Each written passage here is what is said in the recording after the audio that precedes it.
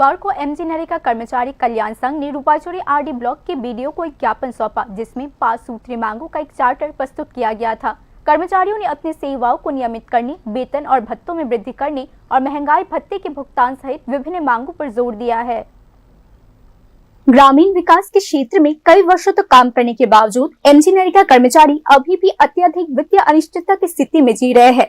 MG NREGA कर्मचारी कल्याण संघ वर्तमान में समान काम के लिए समान वेतन की मांग पर जोर देने के लिए विभिन्न ब्लॉक स्तरीय ज्ञापनों की एक श्रृंखला आयोजित कर रही है। बुधवार को संघ की रूपाचौरी ब्लॉक इकाई ने 5 मांगों पर केंद्रित एक ज्ञापन रूपाचौरी आरडी ब्लॉक के ब्लॉक डेवलपमेंट ऑफिसर को सौंपा।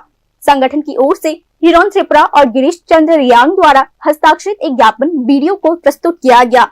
उन्होंने 5 सूत्री मांगों का एक चार्टर सामने रखा, जिसमें उनके रोजगार स्थिति को नियमित करना, साथ ही उनके वेतन और भत्तों में वृद्धि करना शामिल था। इसके अलावा उन्होंने बताया कि 13 मई की तारीख बीत जाने के बावजूद उन्हें अभी तक अपना वेतन नहीं मिला है। उन्होंने प्रशासनिक अधिकारी से अपने वेतन के लिए तत्काल भुगतान सुनिश्चित करने का आग्रह भी किया। নিকট তুলে দিয়েছি। তার পাশাপাশি আমাদের আরেকটা খুবই দুঃখের বিষয়, আজকে মে মাসের 13 তারিখ হতে চললো, আমাদের এখনো স্যালারি প্রদান করা হয়নি।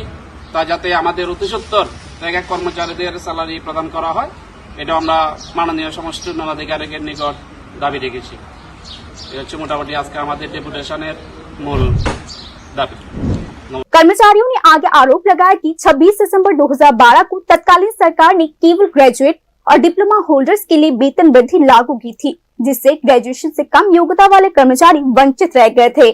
रेगा कर्मचारियों ने यह भी सवाल उठाया कि 2018 में सरकार बदलने के बाद भी उनकी किस्मत क्यों नहीं बदल पाई। Bureau report, news now.